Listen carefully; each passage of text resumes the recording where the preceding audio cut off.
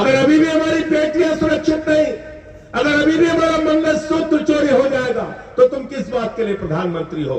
भारत के प्रधानमंत्री के बारे में मैं एक ही बात कहना चाहता हूं, बीजेपी वालों के बारे में एक ही बात कहना चाहता हूं, मोदी जी के अंदर कोई हुनर हो ना हो, लेकिन गंजे को भी कंघी भेज सकते हैं।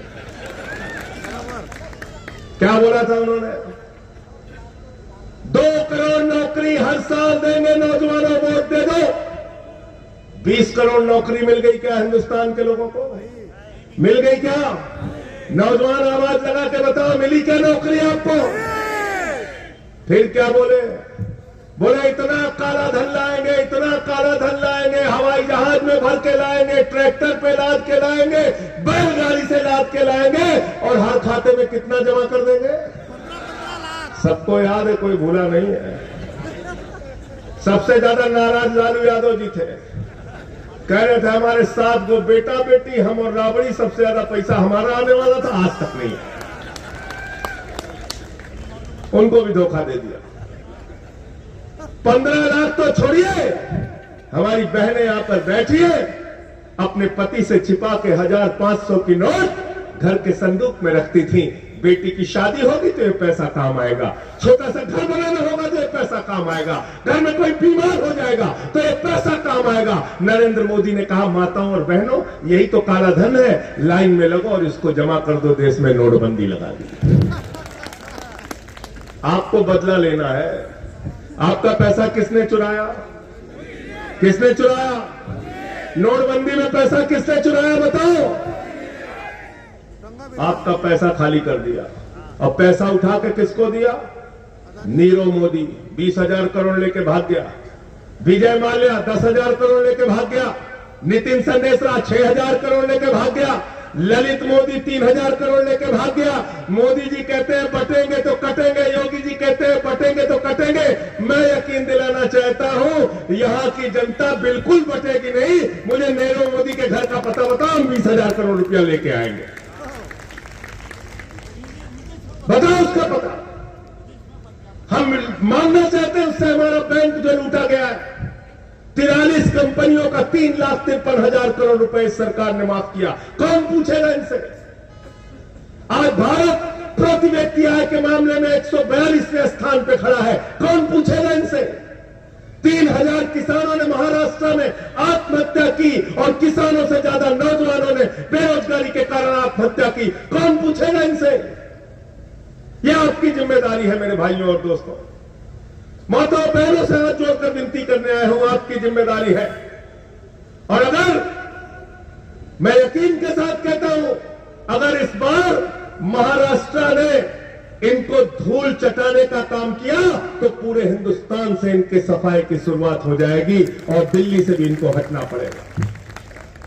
आपके ऊपर बहुत बड़ी जिम्मेदारी है। और विदर्भ में हार रहे हैं लोग, महाराष्ट्र में हार रहे हैं, महाविकास आघाड़ी की सरकार आ रही है। और एक बात याद रखना, ये चुनाव के समय में 1,500 रुपए के चक्कर में मत पड़ना। अगर 1,500 रुपए देने की नीयत साफ होती तो कितने समय से है शिंदे की सरकार में? 2.5 साल। 2.5 साल पहले क्यों नहीं किया? क्यों नहीं किया 2.5 साल पहले?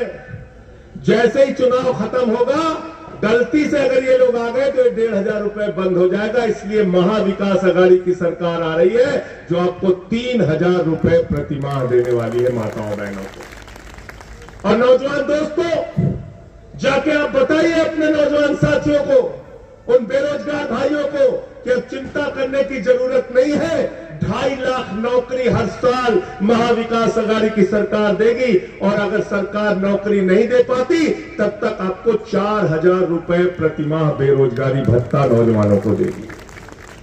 और हमारी माताएं बहनें बैठी हैं, दिल्ली में केजरीवाल साहब ने माताओं बहनों के लिए बस की यात्रा फ्री की है। मुझे खुशी है, महाविकास आघाड़ी ने अपने घोषणा पत्र में शामिल किया है, माताओं बहनों के लिए पूरे महाराष्ट्र में बस की यात्रा फ्री होगी। और 3 लाख रुपए तक का कर्ज माफी महाराष्ट्र में लागू किया जाएगा। किसान भाइयों, माताओं बहनों, नौजवान साथियों, सबकी जिम्मेदारी है, मिलकर इस बार महायुति को हराओ और महाविकास आघाड़ी को जिताओ। और इनके फर्जी राष्ट्रवाद के चक्कर में मत पड़ना। ये हिंदू मुसलमान के फर्जी नारों के चक्कर में मत पड़ना। और बीजेपी वाले आके अगर आपको ज्यादा ज्ञान बताए तो संजय सिंह आपसे एक बात कह के जा रहे हैं, वो बात पूछ लेना, उसका जवाब मिल जाए तो मुझसे इस्तीफा ले लेना, मैं राजनीति से संन्यास ले लूंगा। बीजेपी वाले आपसे आए और राष्ट्रवाद की बात करें, मोदी जी अगर आपसे राष्ट्रवाद की बात करें तो उनसे पूछ लेना, अपने 4 पुरखों का नाम बताओ जिन्होंने हिंदुस्तान की आजादी में अपनी शहादत दी है। अगर 4 नाम बता दोगे आरएसएस और बीजेपी के पुरखों की तो मैं राजनीति से इस्तीफा दे दूंगा। तुम राष्ट्रवाद की बात करते हो। जिस पार्टी का राष्ट्रीय अध्यक्ष रक्षा सौदे में दलाली खाते हुए पकड़ा गया, वो लोग राष्ट्रवाद की बात करते हैं। जो आरएसएस के लोग 52 साल तक भारत माता की आन बान और शान तिरंगा झंडा नहीं फहराते, वो राष्ट्रवाद की बात करते हैं। भारत के प्रधानमंत्री नरेंद्र मोदी बिना बुलाए नवाज शरीफ के बर्थडे पर केक काटने चले जाते हैं और जिंदल को ठेका दिलाने का काम करते हैं, वो राष्ट्रवाद की बात करते हैं। जिन्होंने आईएसआई को बुलाकर पठानकोट में हमारे शहीदों की जांच कराई। अरे राष्ट्रवाद तुमसे सीखने की जरूरत नहीं है। आम आदमी पार्टी भी राष्ट्रवादी है, कांग्रेस पार्टी भी राष्ट्रवादी है, शिवसेना उद्धव ठाकरे भी राष्ट्रवादी है और राष्ट्रवादी कांग्रेस पार्टी शरद पवार के नाम में ही राष्ट्रवादी है। इसलिए तुमसे राष्ट्रवाद नहीं सीखना, तुमसे राष्ट्रवाद नहीं सीखना। साथियों और दोस्तों, मोदी जी ने एक बात कहा था, वही बात आपको याद दिला के मैं अपनी बात को खत्म करूंगा। मुझे उनके चुनाव का भाषण याद है, एक भाषण याद है। उन्होंने कहा, भाइयों और बहनों, जब अपना वोट देने के लिए जाना तो घर का सिलेंडर देख के जाना। तब सिलेंडर का दाम था 400 रुपए, अब 1200 रुपए हो गया।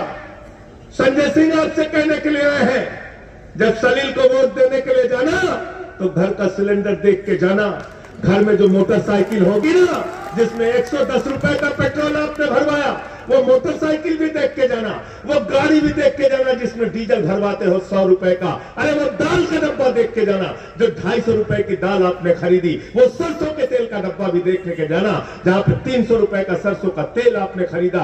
वो प्याज याद करके जाना, वो लहसुन याद करके जाना, वो अदरक याद करके जाना। याद करके जाना इनके भ्रष्टाचार को, याद करके जाना किसानों की दुश्वारियों को। अगर ये सब कुछ आपको याद रहेगा तो महाविकास अघाड़ी आपको याद रहेगी और सलील का चुनाव निशान तुतारी आपको याद रहेगा। और एक बात और कहता हूं, जिससे आपको बीजेपी की मानसिकता पता चलेगी, इनकी विचारधारा पता चलेगी, ये आपके लिए क्या सोचते हैं, क्या करना चाहते हैं, पता चलेगा। उत्तर प्रदेश के चुनाव में प्रधानमंत्री जी भाषण दे रहे थे। प्रधानमंत्री जी ने कहा, भाइयों और बहनों, भाइयों और बहनों, अगर गांव गांव में कब्रिस्तान है तो शमशान होना चाहिए कि नहीं होना चाहिए? ये बोला था प्रधानमंत्री। प्रवीण भाई, देवेंद्र जी, सुना भाषण आपने? प्रधानमंत्री देश का कहता है, वो ये नहीं पूछते कि अगर गांव गांव में स्कूल है तो अस्पताल होना चाहिए कि नहीं होना चाहिए, सड़कें टूटी है तो सड़कें बननी चाहिए कि नहीं बननी चाहिए, आपके गांव के अंदर अगर कोई जरूरत है, पानी बिजली की समस्या है तो वो दूर होनी चाहिए कि नहीं होनी चाहिए। भारत का प्रधानमंत्री कहता है, अगर गांव गांव में कब्रिस्तान है तो शमशान होना चाहिए कि नहीं होना चाहिए। मैंने कहा, ये बीजेपी वाले अब सगुनी लोग हैं। उसी के बाद देश में कोरोना फैल गया और गांव गांव में शमशान बन गया। इस पार्टी को हटाने का काम अपने वोट की ताकत से कीजिए। ये आपके बच्चों को भविष्य नहीं दे सकते, ये आपको रोजगार नहीं दे सकते, ये स्कूल अस्पताल नहीं बना सकते, ये शमशान बनाने वाली पार्टी है। हमको शमशान कब्रिस्तान नहीं चाहिए, हमको अपने बच्चों के लिए स्कूल अस्पताल और सड़कें चाहिए, महाराष्ट्र की तरक्की चाहिए, रोजगार चाहिए। तैयार हो सब लोग? तैयार हो ना? तो अंत में इन्हीं लाइनों के साथ कि ये अमन बिक रहा है, चमन बिक रहा है, गरीबों के तन का कफन बिक रहा है, बाजारों में बहनों का तन बिक रहा है। यारों, बुरा न मानो तो कह दूं, इन बेईमानों के हाथों वतन बिक रहा है, इन बेईमानों के हाथों वतन बिक रहा है। इस वतन का सौदा करने वाले लोगों से आपको इस देश को बचाना है, महाराष्ट्र को बचाना है, महाविकास अघाड़ी को जिताना है। सलील भाई के तुतारी निशान पे 20 तारीख को इतनी बटन दबा देना कि बाकी सबकी जमानत जब्त हो जाए। एक बात और सुन के बड़ा दुख हुआ, आज कुंभी समाज के बारे में बीजेपी के नेता ने जो बयान दिया, 500 रुपए में बिकने वाली कौन बताया, उसका बदला भी अपने वोट की ताकत से लेना। बहुत बहुत शुक्रिया, बहुत बहुत धन्यवाद। इंकलाब जिंदाबाद, आम आदमी जिंदाबाद, महाविकास अघाड़ी जिंदाबाद।